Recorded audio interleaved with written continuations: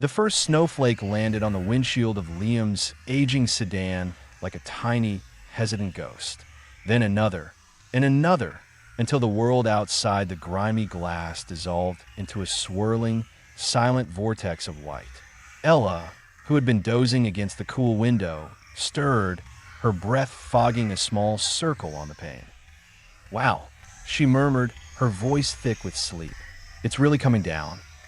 Liam's grip on the steering wheel tightened, his knuckles bleaching white. That's an understatement. The weather app said, light flurries. This is a full-blown nor'easter having an identity crisis over upstate New York. Ella sat up straighter, brushing a strand of dark hair from her eyes. The familiar skyline of their hometown, Silver Pine, was supposed to be a distant, twinkling memory by now, a brief pit stop on their respective ways back to real life. Her to her graphic design studio in Chicago, him to his architectural firm in Boston.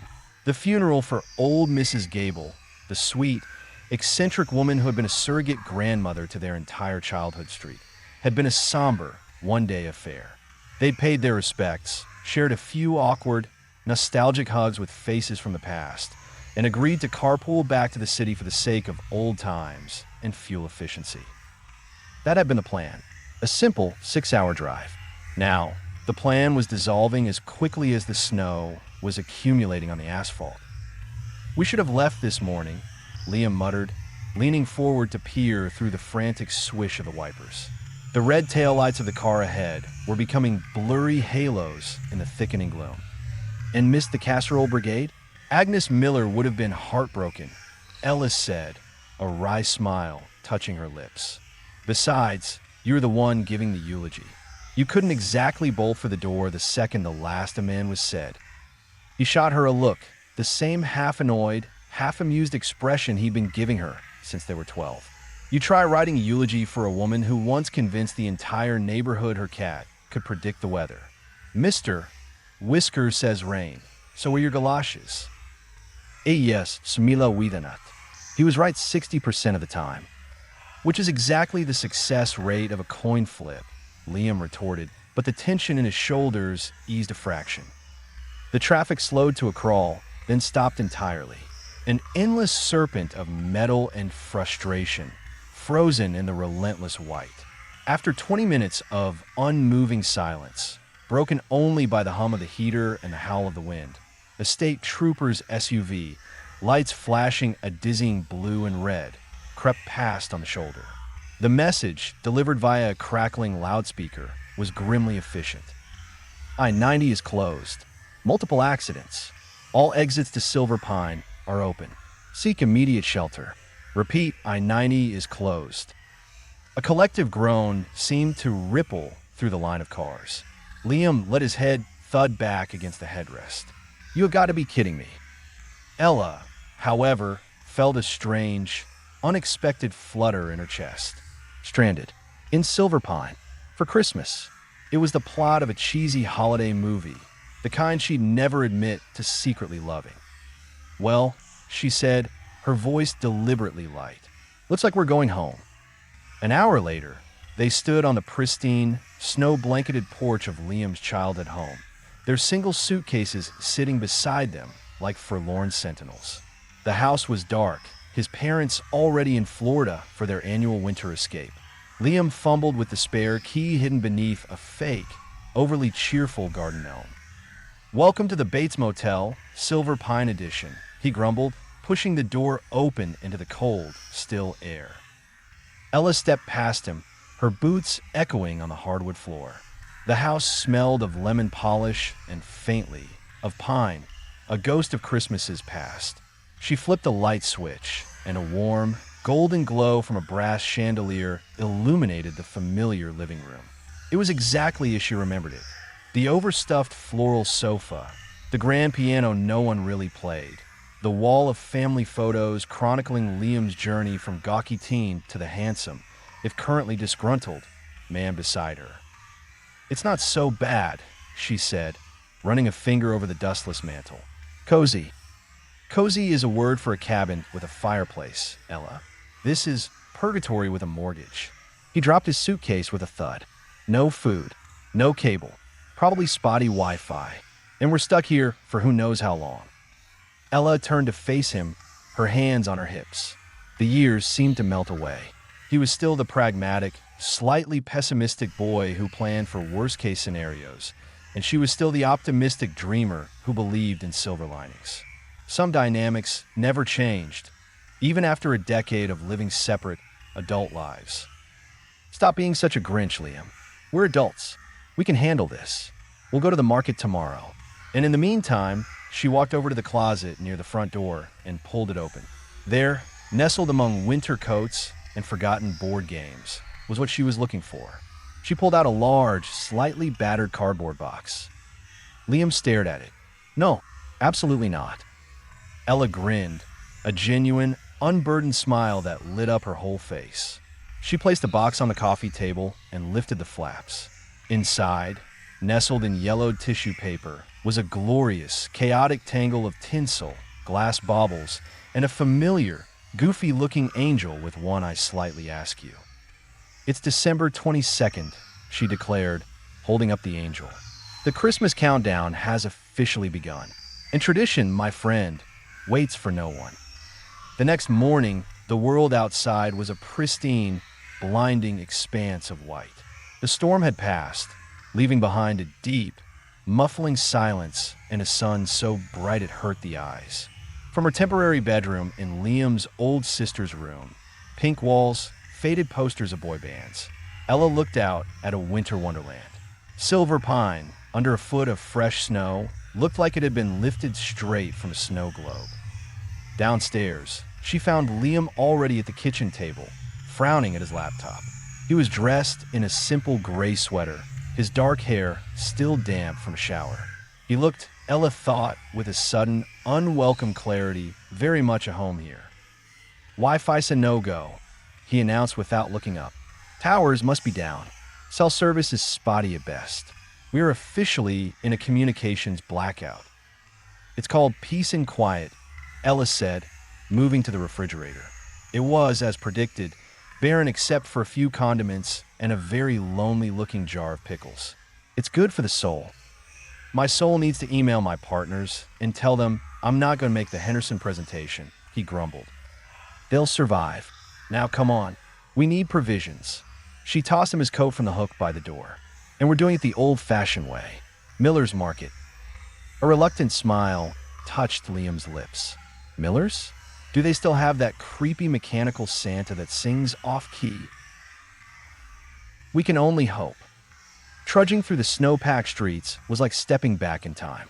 The air was crisp and cold, smelling of wood smoke and frozen pine. Silver Pine's Main Street was a picture postcard scene. Garlands of evergreen draped over lampposts, red bows on every storefront, and the soft, golden glow of fairy lights shimmering against the snow. It was a stark contrast to the sleek, metallic efficiency of their city lives. Miller's Market was exactly the same.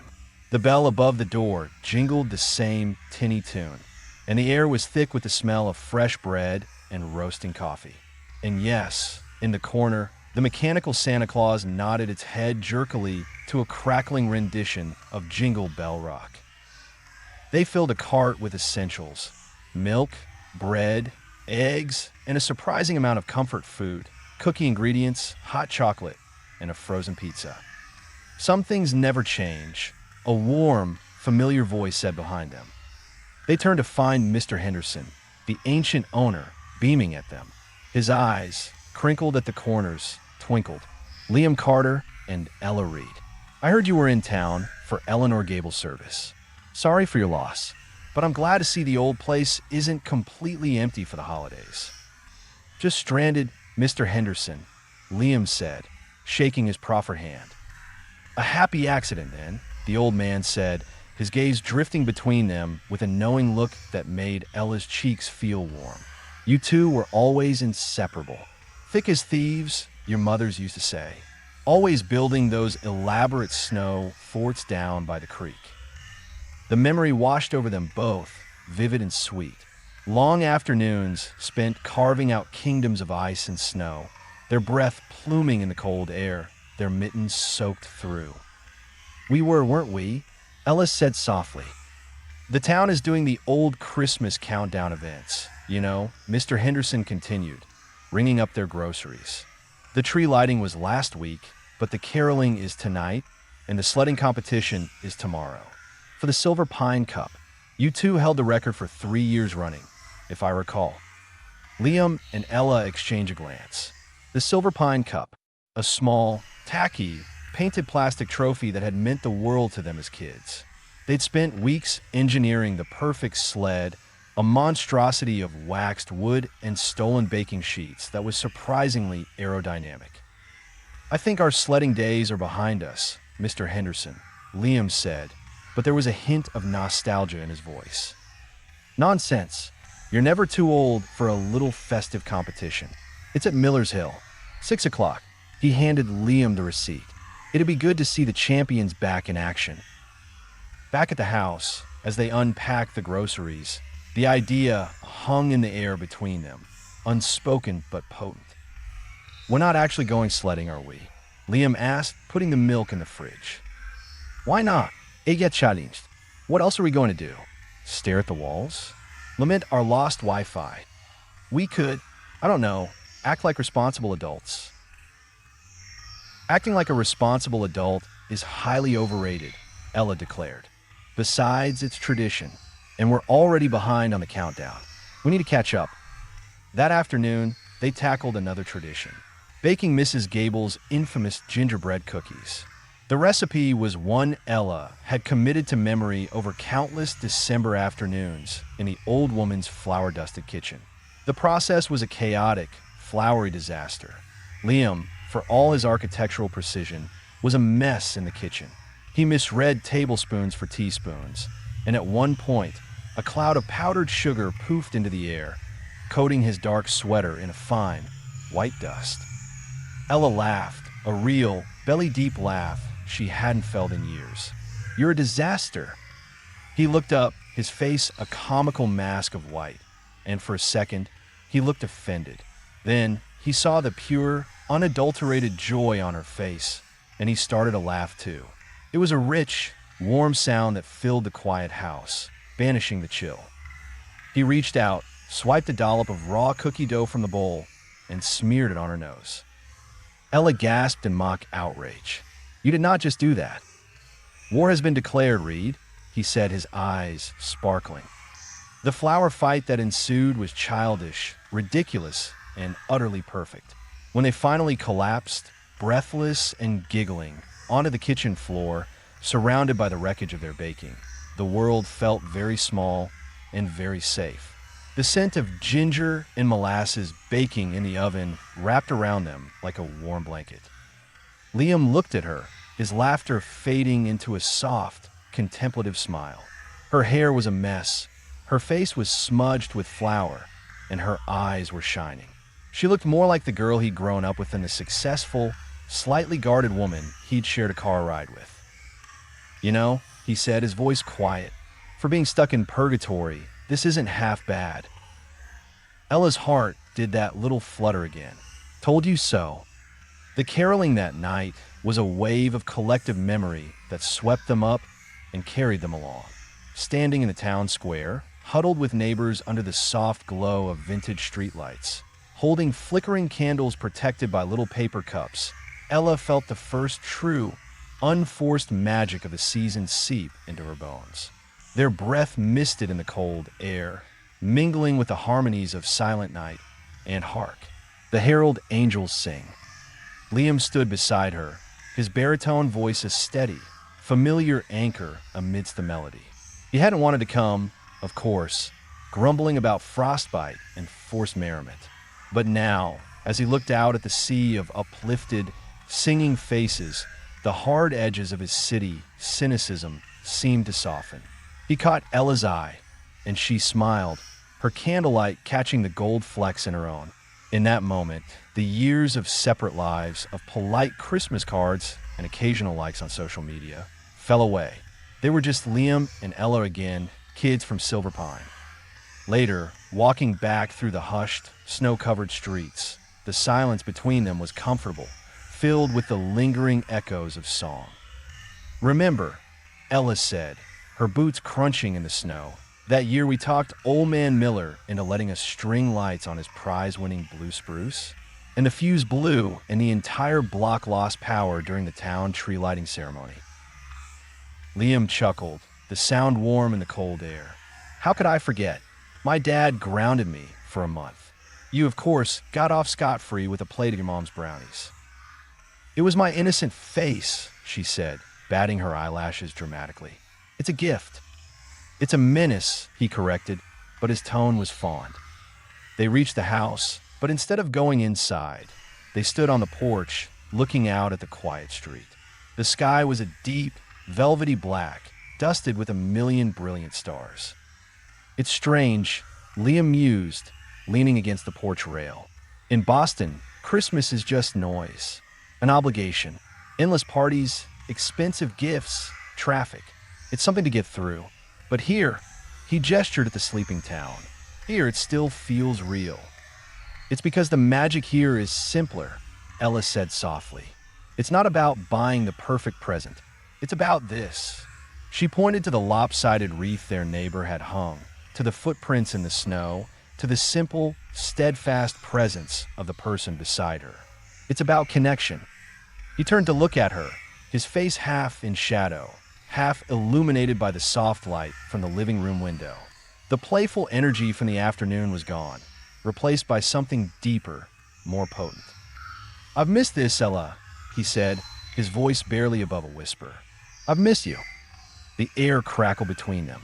The words hung there, simple and profound.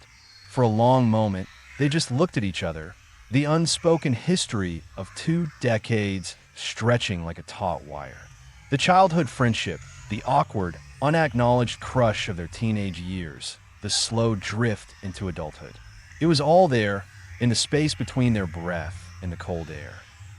Ella's heart was pounding. I've missed you too, Liam. He took a small step closer. The world narrowed to the porch, the snow, the starlight, and him. He reached out, his gloved hand brushing a stray snowflake from her cheek. The touch was gentle, almost hesitant, but it sent a jolt of electricity through her. And then the moment broke. A car door slammed somewhere down the street, and they both jumped, stepping back as if burned. The spell was shattered, but the echo of it remained, vibrating in the air around them. We should get inside, Liam said, his voice rough. Big day tomorrow. Sledding champions and all. Ella just nodded, her throat too tight for words. That night, lying in the unfamiliar bed, she couldn't sleep. All she could think about was the look in his eyes on the porch, the warmth of his glove against her skin. The Christmas countdown was no longer just a nostalgic game. It was becoming something else entirely, something that thrilled and terrified her in equal measure. Miller's Hill was a cacophony of shrieks, laughter, and the slick hiss of sleds on packed snow. The entire town, it seemed, had turned out for the annual sledding competition. Children in puffy snowsuits tumbled end over end, while teenagers showed off on sleek plastic discs. And then there were the adults, the former champions, dragging sleds of every description from the backs of pickup trucks, their competitive spirits undimmed by age. Liam and Ella stood at the top of the hill, surveying the scene. They'd found their old sled in the depths of the Carter's garage, the Silver Bullet 2, a name they'd painted in sloppy silver letters on the front. It looked pathetically small and rickety compared to the modern, high-tech sleds around them. We're going to die, Liam stated flatly. We're going to win, Ella countered, her competitive fire ignited. It's not about the sled, it's about the team. Remember? Synchronized weight distribution and coordinated steering. I remember you screaming and closing your eyes right before the finish line, he said. That was one time, and there was a squirrel. They took their place in the lineup. The course was a long, steep slope that curved sharply at the bottom, requiring perfect control to navigate without wiping out in a spectacular spray of snow. As they waited their turn, the easy camaraderie of the previous days felt strained. The almost kiss on the porch was a ghost between them, making every glance, every accidental touch, feel charged with meaning. When their names were called, They positioned themselves on the small wooden sled, Ella in front, Liam behind, his long legs bracketing her, his chest pressed against her back. She could feel the solid, steady beat of his heart through their layers of clothing, or maybe it was her own, hammering against her ribs. Ready? His voice was a low murmur in her ear. As I'll ever be. They pushed off. The world became a blur of white and wind and roaring sound. The cold air stung their faces, stealing their breath. Ella leaned into the turns, her body moving in instinctive harmony with Liam's. He was the rudder, she was the guide. They were one unit, flying down the hill, faster and faster. The crowd's cheers became a distant roar. For those few, heart-stopping seconds, there was no past, no future, no complicated feelings. There was only the exhilarating rush of speed, the perfect partnership, and the shared, singular goal. They hit the final curve perfectly, leaning into it as one, and shot across the finish line, spraying a plume of snow into the air before skidding to a graceful stop.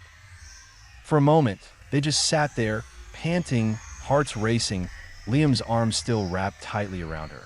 The thrill of the run was still coursing through their veins. Then the announcer's voice boomed over the loudspeaker. And we have a new time to beat. Liam Carter and Ella Reed, with a time of, wait, is that right? Folks, that is the fastest time of the day. The champions have returned. A cheer went up from the crowd. They had done it. They had actually won. Liam let out a triumphant whoop, and without thinking, he spun Ella around on the sled, pulling her into a tight, crushing hug. It was different from the hug at the funeral. This was pure, unadulterated joy. He was laughing, his face buried in her scarf. We did it. You maniac. We actually did it. Ella laughed too, hugging him back just as fiercely. But as their laughter subsided, the hug lingered. He pulled back just enough to look at her, his eyes blazing with victory and something else, something warmer and more profound. The world around them seemed to slow, the noise fading to a dull hum. This was it, the moment. No pause, no interruptions. His gaze dropped to her lips. He leaned in slowly, giving her every chance to pull away. She didn't. His lips were cold at first, but warmed instantly against hers. It was not a frantic, desperate kiss. It was slow and sweet and tasted of cold winter air and the faint, remembered sugar of gingerbread. It was a kiss 20 years in the making, a collision of past and present that felt more like a homecoming than a discovery. When they finally broke apart, they were both breathless for a whole new reason. The world rushed back in. The cheers, the cold, the trophy being thrust into their hands, the tacky, glorious silver pine cup. They stood up on shaky legs, their hands finding each other's naturally. They didn't speak as they walked home, the trophy tucked under Liam's arm, their linked hands swinging between them. The silence now was full, pregnant with a new and terrifying understanding. Back in the warm, gingerbread-scented house, he finally spoke, his voice quiet. Ella, you don't have to say anything, Liam, she said, though her heart was in her throat. It was just the moment, the victory, the Christmas magic. He shook his head, stepping closer and cupping her face in his hands. His touch was firm, sure. No, it wasn't just the moment. It was you. It's always been you. I think I've just been too busy, or too scared, or too stupid to see it. Tears pricked at the corners of her eyes. Liam, I love you, Ella, he said, the words simple and devastatingly clear. Not just as my oldest friend. I'm in love with you. And as he kissed her again, deeper this time, full of a decade of pent-up longing, Ella knew with every fiber of her being that she loved him too. The Christmas countdown had worked its festive magic, turning the foundation of friendship into something breathtakingly new. The following days were a golden snow globe dream. The world outside the windows of the Carter house ceased to exist. They were in their own private universe, fueled by hot chocolate, shared secrets, and the dizzying, overwhelming reality of being in love. They finished decorating the tree, their movements now a slow, deliberate dance of intimacy. Every bauble hung was an excuse for a brush of fingers. Every string of lights untangled was accompanied by soft laughter and softer kisses. They built a fort of blankets and pillows in the living room, just like they had as kids, and watched old Christmas movies, though now they were curled together, her head on his chest, his arm wrapped securely around her. They talked for hours, not about the superficialities of their adult lives, but about real things. His fears about the direction of his firm, her dream of taking her studio in a more artistic, less commercial direction. They shared vulnerabilities they'd never shown anyone else, building a new layer of intimacy on the solid bedrock of their old friendship. On Christmas Eve, they attended the midnight service at the little white church at the end of the street. Sitting in the same pew they'd occupied as children with their families, listening to the familiar scriptures and singing the ancient carols. Everything felt complete. The story of love and hope felt like it was written just for them. When the priest spoke of light coming into the darkness, Liam's hand found Ella's, their fingers lacing together as if they were made to fit. It was perfect, so perfect that the real world, when it finally intruded, felt like a brutal invasion. On the morning of the 26th, the Wi-Fi sputtered back to life. Liam's phone, charging on the kitchen counter, erupted in a frantic symphony of pings, buzzes, and rings. Emails, texts, voicemails, months of digital silence compressed into a single, overwhelming deluge. Ella watched from the doorway as he scrolled through the messages, the relaxed, happy lines of his face hardening into the familiar, stressed mask of Liam Carter, Boston architect. The man who had built blanket forts and kissed her in the snow was receding, replaced by a stranger with a furrowed brow. "The Henderson deal is falling apart," he said, not looking at her. "They're panicking without me. I need to get back. I can probably get a flight out of Buffalo tonight." The words landed like physical blows. Tonight, the dream was over. Oh, was all Ella could manage. He finally looked up, and she saw the conflict in his eyes, the pull of his real life, his responsibilities, warring with the idol they had created. "Ella, this has been the most incredible week of my life. You know that, right?" "I know," she whispered. "It doesn't change anything," he said, crossing the room to take her hands. "This is real. We are real. We'll figure it out. Long distance, weekends, it'll work." But his words sounded hollow, rehearsed even to his own ears. The magic of Silver Pine was already being leached away by the stark reality of logistics. 14 hours of driving, 2 different cities, 2 demanding careers. The cozy bubble had burst. The ride to the airport was silent. The easy companionship of their drive into town was gone, replaced by a heavy, suffocating tension. He held her hand the entire way, but his grip felt different. It felt like a goodbye. At the departure's curb, the moment was awkward, rushed. A line of cars honked behind them. "I'll call you as soon as I land," he said, pulling her into a brief, hard hug. "Okay," she said, her voice small. "Safe flight." He kissed her, a quick, desperate press of lips, then grabbed his bag and was gone, swallowed by the automatic doors of the terminal. Ella drove back to Silver Pine alone. The house, which had felt so full of life and love just hours before, was now cavernous and empty. The Christmas tree lights, which had seemed so magical, now looked cheap and sad. The Christmas countdown was over, and with it, it seemed, the romance it had spawned. The first week of January was a study in gray. Back in her sleek Chicago apartment, surrounded by the hum of traffic and the glow of her computer screen, Ella felt a loneliness so profound it was a physical ache. They talked every day at first. The calls were long and filled with promises. But slowly, the distance began to work its corrosive magic. Liam was swamped, putting out fires at work, working late to salvage the Henderson project. Their calls got shorter, pushed later into the night when they were both tired and frayed. The time difference, once insignificant, became a canyon. Her stories about her design concepts felt trivial compared to his high-stakes, million-dollar problems. His day was done when hers was just getting started. The shared, snow globe world of Silver Pine felt like a fantasy they'd both dreamed. One night, nearly 3 weeks after he'd left, she finally said the words that had been hanging between them for days. "This isn't working, is it, Liam?" There was a long, heavy silence on the other end of the line. She could hear the faint sound of his keyboard clicking in the background. He was still at the office. "It's just a tough time, Ella. This project, it's all-consuming. Once it's over, it will be another project," she finished softly. "And then another. That's your life, Liam. And mine is here. We try to build a bridge between two worlds that are just too far apart."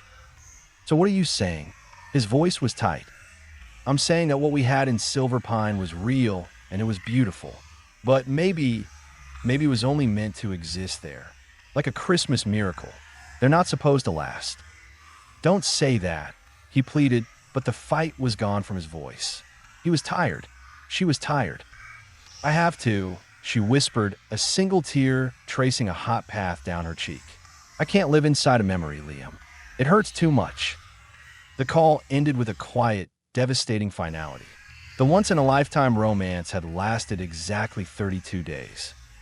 Ella threw herself into her work, taking on more clients, filling every waking moment so she wouldn't have to think. But the spark was gone from her designs. They were competent, but they lacked heart. The magic had gone out of her, too. Weeks bled into a month. Then, one rainy afternoon in mid-February, a package arrived at her studio. It was a flat, rectangular box, postmarked from Silver Pine. With trembling fingers, she opened it. Inside was the Silver Pine cup, their tacky, glorious trophy. Nestled beside, it was a single sheet of paper. It wasn't a letter.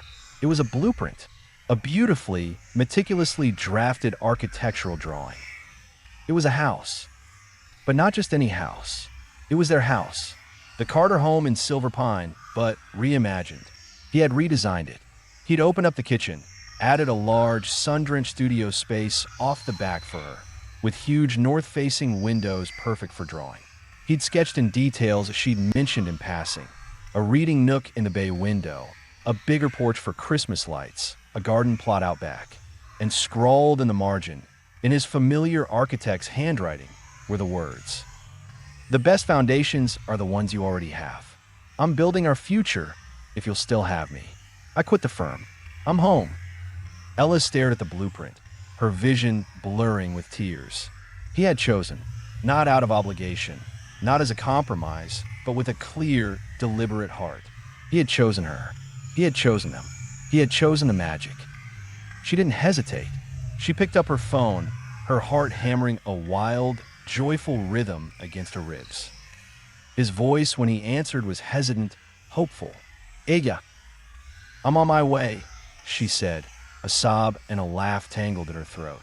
"Start the Christmas countdown without me. I'll be there by tomorrow." 1 year later, the first snowflake of the season landed on the windshield of Ella's car as she turned onto their street. She smiled, a deep, contented feeling settling in her chest. Inside the house, the windows glowed with warm, golden light. A magnificent Christmas tree, decorated with a haphazard mix of childhood ornaments and new, elegant baubles, was visible through the front window. Liam was waiting for her at the door, a mug of hot chocolate in each hand. He wasn't the stressed, city-weary man from the airport, nor the boy she'd grown up with. He was something new, her partner. He'd started his own small, local architecture firm, specializing in restoring old homes, and he was happier than she'd ever seen him. Her own studio in the back of the house was thriving, filled with light and the creative energy that had returned the moment she'd decided to stay. "You're just in time," he said, handing her a mug and pulling her in for a kiss that still, a year later, made her toes curl. "The countdown is about to begin." Later, curled up together on the sofa that had replaced the old floral one, in front of a crackling fire, they looked at their tree. At the very top, slightly crooked, was the one-eyed angel. "You know," Liam said, his arm around her, his fingers tracing lazy circles on her shoulder.